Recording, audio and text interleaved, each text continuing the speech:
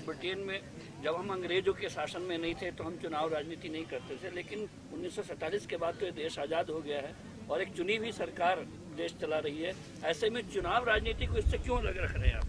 देखिए, चुनावी राजनीति से अलग इसलिए रख रहे हैं ना कि जब भी कोई पॉलिटिकल पार्टी कोई पॉलिटिकल एक्टिविटी करती है ना, तो सिर्फ यही सवाल पूछा जाता है कि कितना सीट जीतेंगे, कितना वोट आएगा। सवाल सीट और वोट का नहीं है। जीते हुए हैं ना प्रधानमंत्री, तो 2 बार जीते हैं ना, क्यों नहीं आ जाते हैं मणिपुर?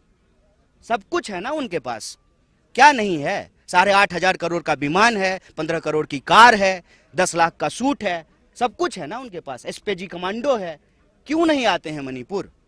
क्यों नहीं आ रहे हैं गृह मंत्री? 5 राज्यों का चुनाव हुआ था, 5 राज्य के चुनाव में एक चुनाव जो है वो नॉर्थ ईस्ट में भी हो रहा था, पूर्वोत्तर के राज्य में भी हो रहा था। आए थे प्रधानमंत्री, चुने हुए प्रधानमंत्री है ना, 303 सीट है ना।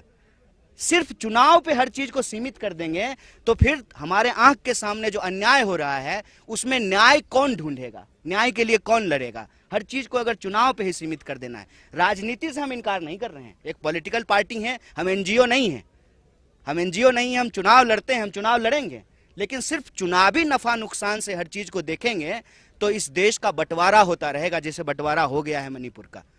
सिर्फ वोट के गणित से नहीं आ रहे हैं ना, सुरक्षा के सवाल से तो नहीं। हम लोग जब आ सकते हैं तो प्रधानमंत्री क्यों नहीं आ सकते हैं? मतलब वो सुरक्षा के सवाल से नहीं आ रहे हैं, वोट के गणित से नहीं आ रहे हैं। इसीलिए हम कह रहे हैं कि सिर्फ चुनाव का मसला नहीं है, लोगों के अन्याय के खिलाफ न्याय को स्थापित करने की बात है। चुनाव की बात कन्हैया जी इसलिए बार बार की जा रही है क्योंकि सत्ता में आएंगे तभी न्याय का हक जनता को दे पाएंगे आप। नहीं, गांधी जी की जो है शहादत 48 में हो गई, चुनाव इस देश में 52 में हुआ था ना सर। तो गांधी जी तो चुनाव नहीं लड़े थे, तो हम ये कह सकते हैं कि गांधी जो है इस देश में न्याय के लिए नहीं लड़े। इस देश में हजारों साल से लोगों को मंदिर प्रवेश नहीं करने दिया जाता था, गांधी जी चुनाव लड़के लोगों को मंदिर प्रवेश नहीं कराए थे। छुआछूत के खिलाफ, वर्ण व्यवस्था के खिलाफ, इस देश के जो आम लोग हैं उनके हक और अधिकार के लिए गांधी जी लड़ रहे थे, सिर्फ चुनाव के लिए नहीं लड़ रहे थे। मैं कह रहा हूं कि चुनाव हम लड़ेंगे और पूरी मजबूती से लड़ेंगे। देश का सबसे मजबूत विपक्ष पार्टी होने का अपना रोल निभाएंगे, हम उससे भाग नहीं रहे हैं, लेकिन किसी भी संघर्ष को, न्याय को, किसी भी जो है लोगों के अधिकार को सिर्फ और सिर्फ चुनाव से सीमित कर देने से उसका आधार छोटा हो जाता है, उसका जो है क्षेत्र छोटा हो जाता है, उसमें शामिल होने वाले लोगों की मानसिकता संकीर्ण हो जाती है। मैं कहता हूं कि जो भाजपा के समर्थक हैं, जो भाजपा के वोटर हैं, क्या उनको न्याय की जरूरत नहीं है? हम इस देश के 140 करोड़ लोगों के लिए के न्याय के लिए लड़ रहे हैं। महंगाई से कौन प्रताड़ित नहीं है? महंगाई का जो अन्याय है उससे कौन प्रताड़ित नहीं है? तो हम सबके लिए लड़ रहे हैं, इसलिए हम ये बात कह रहे हैं। वीरेंद्र के 2 सवाल। कहिए। हाँ जी, पूछिए। हाँ मोहित। मेरा सवाल आपसे ये है कि राहुल गांधी ने मणिपुर संवेदनशील इलाका, यहाँ पे हिंसा हुई है पहले, कुकी समुदाय से भी राहुल गांधी की मुलाकात हुई, मैतेई के लोगों से भी मुलाकात हुई, दोनों समुदायों से क्या बातचीत उनकी हुई है, क्या आश्वासन उनको उन्होंने दिया है और उन्होंने क्या अपने मेमोरेंडम उनको सौंपे? देखिए, राहुल जी ने पिछली बार जो यात्रा की थी तो उसका उद्देश्य यही था कि हम आम लोगों के बीच जाएंगे ताकि आम लोग हमसे बहुत आसानी से मिल सके। इस बार भी जब वो यात्रा कर रहे हैं तो इसी उद्देश्य को लेकर के चल रहे हैं कि सब लोग उनसे मिल सकें। यहाँ पर वो मैतेई समुदाय के लोगों से मिले, नागा समुदाय के लोगों से मिले, गोरखा समुदाय के लोगों से मिले, नागा समुदाय के लोगों से मिले और उन लोगों से भी मिले जो भारत के दूसरे इलाकों से आकर के यहाँ काम करते हैं, धंधा करते हैं, नौकरी करते हैं, दुकान चलाते हैं, सबसे मिल रहे हैं। विद्यार्थियों से मिले, महिलाओं से मिले। उन्होंने एक बात समझी है और अपनी बात वो खुद बताएंगे जब आप लोग से बात करेंगे कि सारे लोग शांति चाहते हैं। आप किसी से भी बात करके देख लीजिए, पोस्टर चाहे किसी भी समुदाय के द्वारा लगाया गया हो, सब कह रहे हैं वी वांट पीस। सबसे उनकी पहली मांग ये है कि शांति स्थापित हो, उससे तमाम लोगों का जीवन जो है वो अस्त व्यस्त हो रहा है, प्रभावित हो रहा है। हाँ जी, एक मिनट आ रहा हूं। देश में अस्थिरता है, खास करके मणिपुर की जिक्र आपने की कि 2 भाग में बटा हुआ है। जेपी नड्डा ने कहा कि देश में स्थिरता और देश को आगे ले जाने के लिए आज से एक बार फिर मोदी सरकार देश भर में दीवार लेखन कार्यक्रम शुरू किया जाएगा। वो स्थिरता मानते हैं मोदी के आने से, आप कह रहे हैं उनके होने से अस्थिरता है भारत में। देखिए, वो जो दावे कर रहे हैं वो दावे में सच्चाई कम, प्रचार ज्यादा है। सच्चाई आप सब लोग यहाँ आए हैं तो ये सच्चाई आप लोगों ने देखा है। अब दिखाएंगे नहीं दिखाएंगे वो एक अलग बात है। देखा आप सब लोगों ने है कि किस तरीके से एक राज्य को 2 हिस्सों में बांट दिया गया है और सरकार जो बैठी हुई है उसके जो मंत्री हैं, मुख्यमंत्री हैं, वो सब जगह नहीं जा सकते हैं और दिल्ली से तो लोग आ ही नहीं रहे हैं।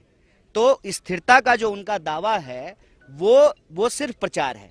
दूसरी बात यह है कि हम सिर्फ एक तरह के अन्याय की बात नहीं कह रहे हैं, हम कह रहे हैं सामाजिक, आर्थिक, राजनीतिक तीनों प्रकार के जो अन्याय चल रहे हैं। मैंने आपके सामने नौजवानों की आत्महत्या का आंकड़ा दिया। आप देखिए कि किस तरीके से देश में नौकरियां समाप्त की जा रही है, किस तरीके से 45 साल में देश में सबसे ज्यादा बेरोजगारी है।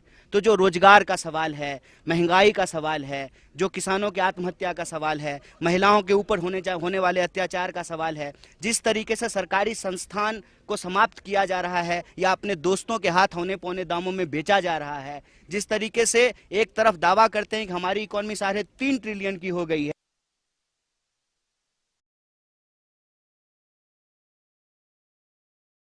है, इसका जो बेकारी है, उसका जो अत्याचार है, उसका जो अन्याय है, उस अन्याय के खिलाफ हम न्याय की स्थापना चाहते हैं। हाँ जी, एक मिनट। मेरा सवाल सर आपसे नहीं, कन्हैया से अलग से मैनेज करो। कन्हैया से। मैं संदीप बोल रहा हूँ वर्तमान न्यूज़पेपर से। कन्हैया जी, आप राहुल जी के साथ चल रहे हैं भारत जोड़ो न्याय यात्रा पे, इम्फाल, खोंगजोंग और होके फिर आप सेनापति तक आ गए। तो राहुल जी जो लोगों से मिले हैं, तो बस में चलते हुए आप लोगों के साथ उसका अनुभव को शेयर किया कि उन्होंने कैसे न्याय का शांति का न्याय दिलवाएंगे। देखिए, ये जो यात्रा चल रही है भारत जोड़ो न्याय यात्रा, यह जो पिछली भारत जोड़ो यात्रा है उसके ही भाव और विचार को आगे लेकर के चल रही है। उस वक्त उन्होंने एक बात कही थी कि हम नफरत के बाजार में मोहब्बत की दुकान खोलना चाहते हैं। तो वो जो बस है, वो बस जो ज्योग्राफिकल कंस्ट्रेन है, जो लंबाई है और आने वाले दिनों में जो राजनीतिक गतिविधि देश में रहने वाली है, तमाम चीज़ों को ध्यान में रख करके पार्टी ने तय किया कि हम हाइब्रिड यात्रा करेंगे। पैदल भी उतर के चलते हैं, बस से भी चलते हैं। तो बस को जो है एक मोहब्बत की दुकान की शक्ल दी गई है। तो बस के भीतर भी लोगों से मिलते हैं, बाहर जो लोग सड़कों के किनारे खड़े होते हैं उनसे भी बात करते हैं। और हम आपके माध्यम से ये बात भी साझा करना चाहते हैं लोगों को कि आने वाले दिनों में आपके गांव से, गली से, सड़क से, बाजार से, शहर से जब यात्रा गुजरे तो एक बात का ख्याल रखिएगा कि आपको बाईं तरफ खड़ा होना है, क्योंकि वो बाईं तरफ रहते हैं और हमारे देश में बाईं तरफ चलना होता है। तो अब बाईं तरफ जो है आपको खड़ा रहना है और बाईं तरफ वो बैठते हैं, लोगों से मिलते हैं, बात करते हैं, उनके आग्रह पे जो है वो उतरते भी हैं। और वो जो है संस्कृत में एक बात कही भी जाती है, सदा भवानी दाहिनी सन्मुख रहे गणेश। तो लोग जो हैं बाईं तरफ रहते हैं, हमारे देश में बाईं तरफ हैं, वो चलेंगे। तो उनसे आग्रह है कि वो रहें, वो मिलते हैं और बस वो जो मोहब्बत की दुकान है उसमें बुला करके बिठा करके बात भी करते हैं। Mall is in the heart of Kolkata's electronic, garment and lifestyle hub, Khidirpur. K-Mall, which is designed as a world-class mall, is the outcome of endless effort of our experts, combined with modern superb techniques and new age design. Book now